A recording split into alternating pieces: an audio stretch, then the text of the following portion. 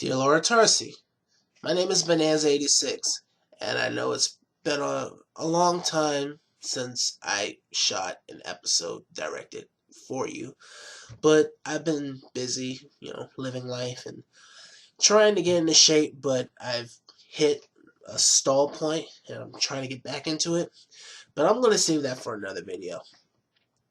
This particular episode, I just happened to recently discover that you are becoming a practitioner of vegetarianism. And for one, I commend you for the lifestyle change. It's a huge step. I know you're not fully committed into it yet, but I just discovered that you've gone a month without eating meat.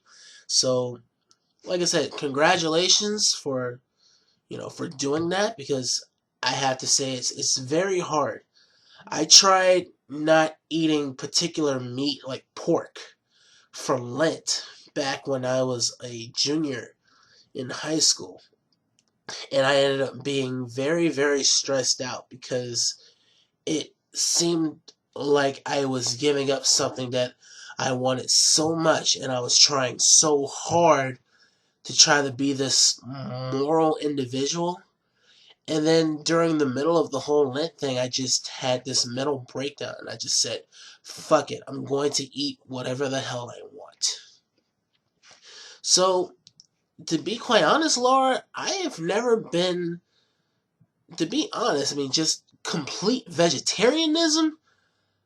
I've never quite dabbled into it. Like I said, 2003, fresh, junior in high school, I just wouldn't eat certain meats. I could still eat chicken, I could still eat fish, but just, beef and pork, I couldn't eat that. And it was just very, very difficult.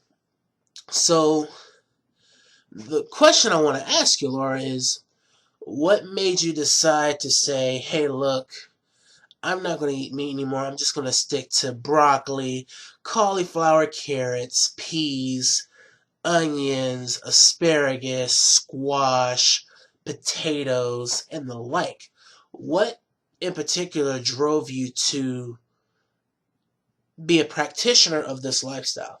I'm just curious. As for me, giving it some thought, me being a practitioner of vegetarianism is almost, if I can use this analogy, it's almost asking myself to get the lap band surgery for my stomach so that I'd be able to lose weight drastically. It's just, I've thought about it, yes. Have I thought about it? Yes. But I would never actually go through hoops to do that, because I, for one, like meat too much. And if I were to swear off meat completely, I would go insane. I like my chicken, I like my pork. Fish is a different story. There's certain fish that I can't consume because it makes my throat very scratchy.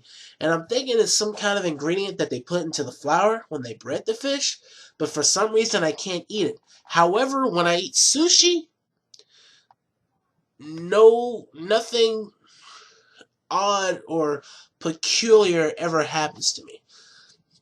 But that's besides the point. I for one, cannot give up meat. So if you want to be a vegetarian, I know you're kind of on the fence, but if you want to continue doing the vegetarian thing, by all means, you have my support. I hope it goes well. I hope it helps you. It helps lead you to a healthier and happier lifestyle. And I know that you're looking out for me as well. Like I said, I had my peak. I was at 42 pounds, and like I said, I'm going to save that for another video. This is more, Dear Laura Tarsi, Bonanza86 has a question for you.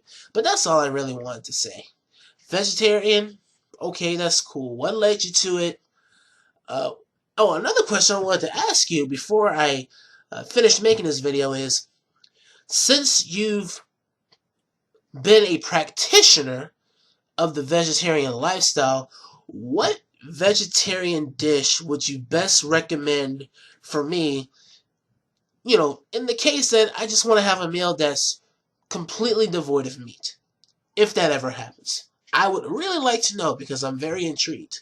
Now, I know this video is a lot longer than my previous Dear Laura Tarsi's, but I had a lot to say, and I hope this is okay with you. Now, Laura Tarsi, tomorrow is April 1st. This is no joke, so I figured I'd just kind of throw that out there. And I will see you next episode. So, sincerely yours, Bonanza86.